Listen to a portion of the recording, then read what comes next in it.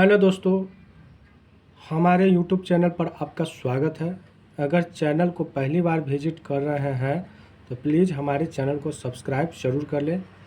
आइए दोस्तों, हम लोग आज इंग्लिश से हिंदी करना सीखेंगे, वो भी सरल और आसान तरीक़ा से। दोस्तों, अगर अंग्रेज़ी से हिंदी करना सीखना है तो इस वीडियो को लास्ट तक ज़रूर देखें, क्योंकि हमारे जीवन में बहुत सारे ऐसे वर्ड होते हैं जो हल्के होते हैं, परंतु हम उसको जान नहीं पाते हैं, नहीं समझ पाते हैं कि हाँ, इसका अर्थ यही होगा। इसीलिए ज़्यादा से ज़्यादा वर्ड मीनिंग पर भी ध्यान दीजिए, याद कीजिए और इस वीडियो को अंत तक ज़रूर देखिए, क्योंकि मैं एक एक करके वर्ड मीनिंग बताऊंगा और उसका हिंदी भी करूंगा।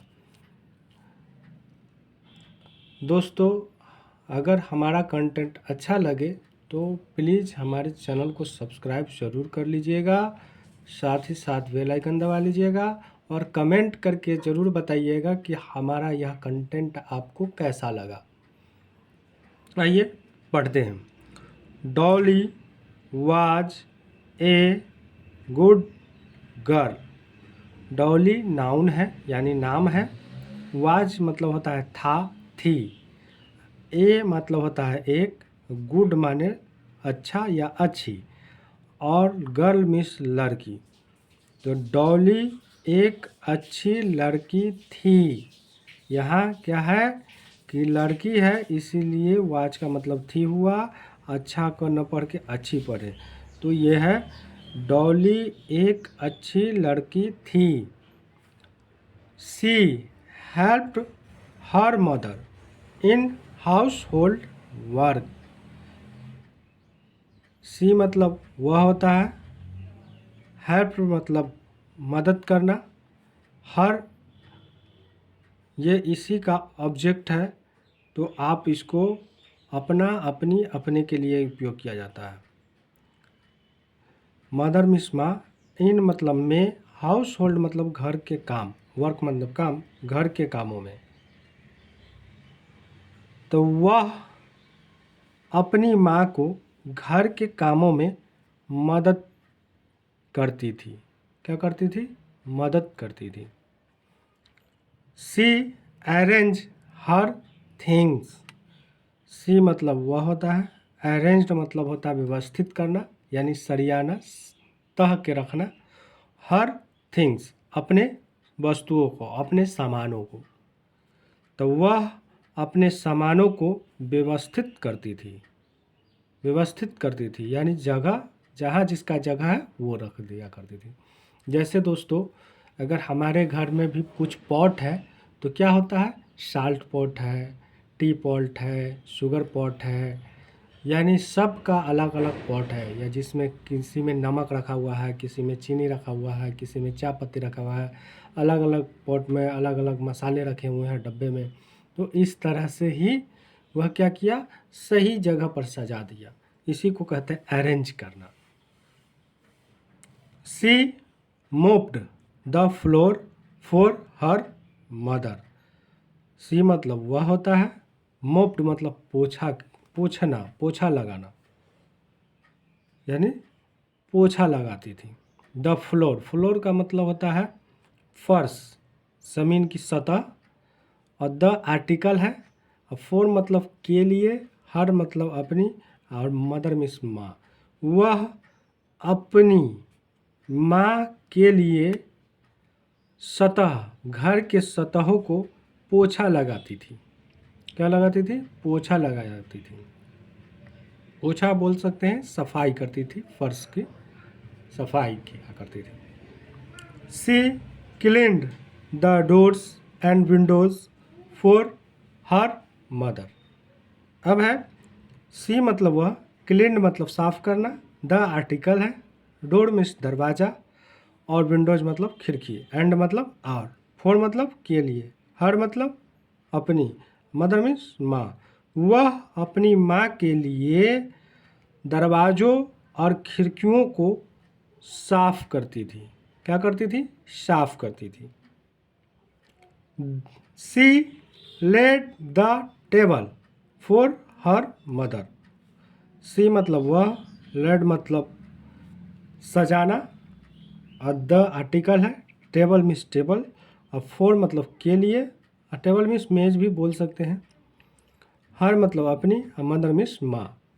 वह अपनी माँ के लिए मेज सजाती थी। क्या सजाती थी? मेज सजाती थी। आइए आगे देखते हैं। अगर दोस्तों अभी तक हमारा कंटेंट को देख रहे हैं तो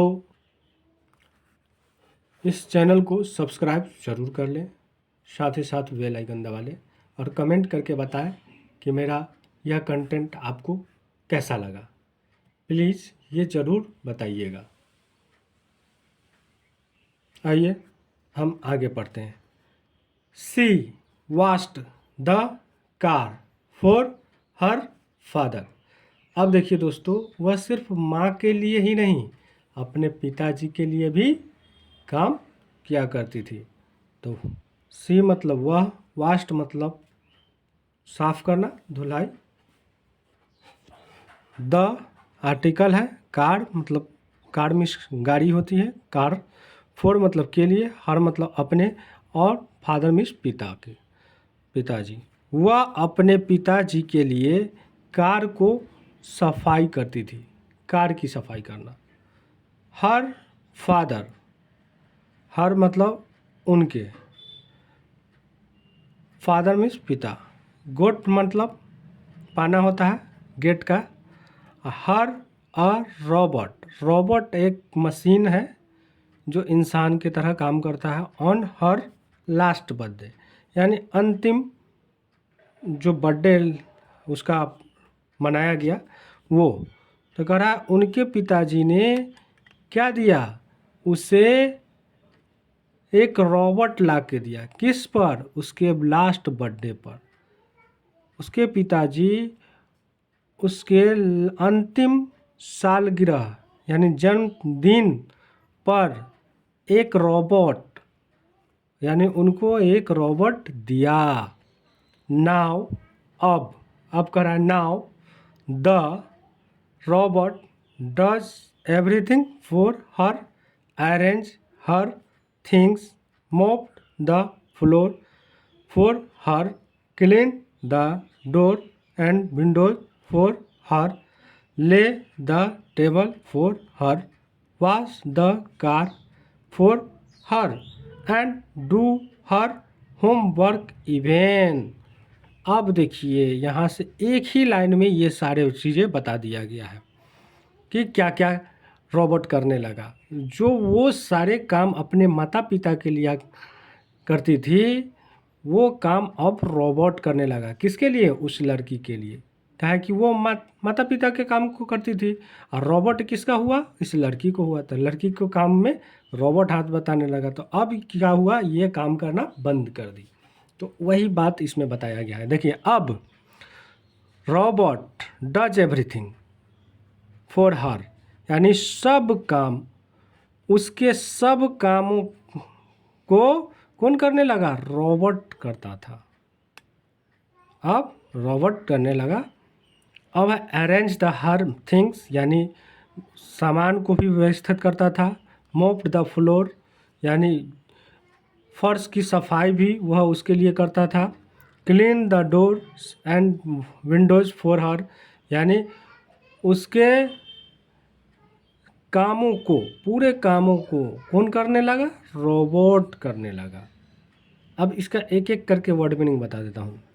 नाउ मतलब अब, द आर्टिकल है, रोबोट रोबोट हुआ, डज हेल्पिंग वर्ब है, एवरीथिंग यानी सब कुछ, फॉर मतलब के लिए, हर मतलब उसके, अरेंज मतलब व्यवस्थित करना, हर मतलब उसके, थिंग्स मतलब वस्तु, उसके वस्तुओं को, मोप मतलब पोछा लगाना, और द आर्टिकल है, फ्लोर मतलब फर्श, फॉर मतलब के लिए, हर मतलब उसका, उसके लिए, क्लीन मतलब सफाई करना, और द आर्टिकल है, डोर्स माने दरवाज़ा, एंड मतलब आर, विंडोज मतलब खिड़की, फॉर मतलब के लिए, हर मतलब उसका, उसके लिए, ले मतलब सजाना, द आर्टिकल है, टेबल मतलब मेज, फोर मतलब के लिए, हर मतलब उसके, वाश मतलब धोना, द आर्टिकल है, कार मीन्स कार, फोर मतलब के लिए, हर उसके, एंड मतलब और डू यानी डू मतलब करना होता है, यह हेल्पिंग वर्ब में भी उपयोग किया जाता है। हर उनके होमवर्क यानी घर के काम, इवन यहाँ तक कि उसके सभी कामों को कौन करने लगा, रोबोट करने लगा। इसका मतलब यहाँ से समझ लीजिए दोस्तों, यहाँ से लेके अंतिम तक कि रोबोट अरेंज वाला काम करने लगा, वस्तुओं को अरेंज करने लगा, फ्लोर की सफाई करने लगा, दरवाज़ा और खिड़कियों की साफ सफाई करने लगा, टेबल सजाया, कार को धोना चालू कर दिया। यहाँ तक कि इसके जो होमवर्क खुद का होमवर्क होता था वो भी रोबोट ही कर दिया करता था। अब आइए यहाँ से इंटरेस्टेड पार्ट है, इसको देखिए ध्यान से। अब नाउ, अब Dolly has nothing to do. अब क्या है कि डॉली के पास कोई काम करने के लिए कोई काम नहीं था, या कोई काम नहीं है यहाँ हैज़ है, ये हैज़ का प्रयोग है प्रेजेंट टेंस में उपयोग करते हैं। प्रेजेंट टेंस कहने का मतलब है, ये समझ लीजिए कि रूप अलग है लेकिन प्रेजेंट टेंस में आता है। चलिए ठीक है, तो डॉली के पास करने के लिए अब कोई काम नहीं है। तो डॉली नाउ मीन्स अब, डॉली नाम है, हैज़ मतलब के पास, और नथिंग मतलब कुछ नहीं, टू प्रीपोजिशन है, डू मतलब करना। अब डॉली को करने के लिए कुछ काम नहीं है। सी kept sitting idly all the time। अब देखिए, सी मतलब वह, कीप माने रहता है या रखता है, सिटिंग मतलब बैठना, आइडल मतलब लेजी, ऑल मतलब हमेशा यानी सब टाइम में, द आर्टिकल है टाइम, यानी अब वह हमेशा ऑल द टाइम एक साथ पढ़ेंगे तो हमेशा यानी हर वक्त, सब समय वह लेजी बैठी रहती थी। अब क्या है, बैठी रहती है, क्या है, बैठी रहती है। Keeps eating all the times. अब क्या है, अब वह हर समय खाती रहती है, कुछ न कुछ खाते रहती है। तो Dolly has become lazy and fat. अब क्या हुआ, डॉली नाम है, हैज़ के पास, बिकम मतलब होना, लेजी मतलब सुस्त, एंड मतलब और फैट मतलब मोटा। अब डॉली क्या हो गया, सुस्त और मोटी हो गया है या हो गई है, क्या है। अब यहाँ लड़की है तो स्त्रीलिंग पर ध्यान देंगे, तो वह क्या हो गया, सुस्त और मोटी हो गई है। डॉली, कौन, डॉली। इस तरह से दोस्तों आप इसका हिंदी कर सकते हैं। आइए, अगर हमारा कंटेंट आपको बेहद पसंद आया होगा तो प्लीज़ दोस्तों हमारे चैनल को सब्सक्राइब ज़रूर कर लें। अंत तक बने रहने के लिए शुक्रिया।